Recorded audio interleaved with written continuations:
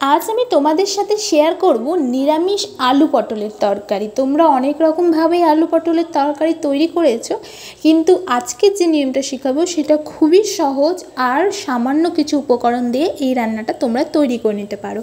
তো ভিউয়ার্স, আমি মামনি আর আমার চ্যানেলের নাম মিস মামনি লাইফস্টাইল। তোমরা যদি আমার চ্যানেলে প্রথম হয়ে থাকো অবশ্যই আমার চ্যানেলটিকে সাবস্ক্রাইব করে দিও। তো শুরুতেই আমরা দেখে নেব আমাদের কি কি উপকরণ লাগছে। আমরা এইভাবে ছোট ছোট পিস করে কেটে নিয়েছি পটল, ছোট ছোট পিস করে কাটা হয়েছে আলু, আর কাঁচা লঙ্কাকে চিড়ে নেওয়া হয়েছে। কড়াইয়ে আমরা বসিয়ে নিয়েছি সর্ষের তেল। তেলটাকে গরম করে আমরা দিয়ে দিয়েছি তেজপাতা, তার মধ্যে দিয়ে দিয়েছি পাঁচফোড়ন।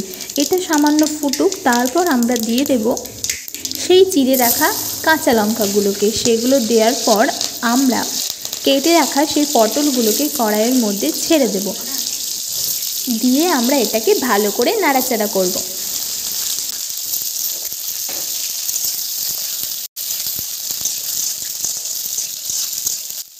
সামান্য ভেজে নেওয়ার পর আমরা দেব কড়াইয়ে সেই কেটে রাখা আলুগুলোকে। দিয়ে আলু আর পটলকে আমরা খুব সুন্দর করে ভাজবো, যাতে অর্ধেক পটল আর আলু কড়াইতেই সেদ্ধ হয়ে যায়। এটাকে আমরা লাল লাল করে ভাজবো।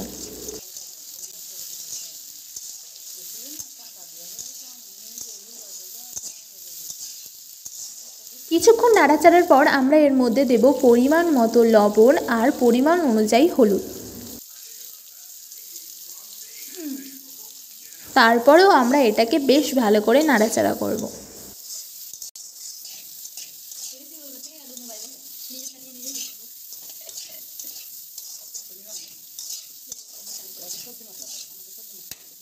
এরপর আমরা এটাকে সেদ্ধ করার জন্য দিয়ে দেব পরিমাণ অনুযায়ী জল। তো এটা ভালো করে সেদ্ধ হোক। ওর ওপর দিয়ে দিচ্ছি সামান্য পরিমাণ চিনি, যাতে স্বাদটা একটু ব্যালেন্স থাকুক। তারপর সামান্য ভালো করে নাড়াচাড়ার পর আমরা ঢাকনা লাগিয়ে দেব, কারণ আলু আর পটলটা এখন সেই জলের মধ্যেই সেদ্ধ হবে।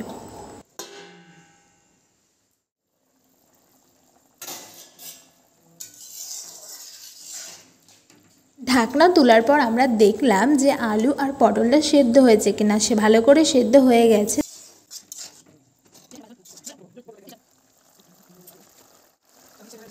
এরপর আমরা দিয়ে দেবো সামান্য পরিমাণ গরম মশলা।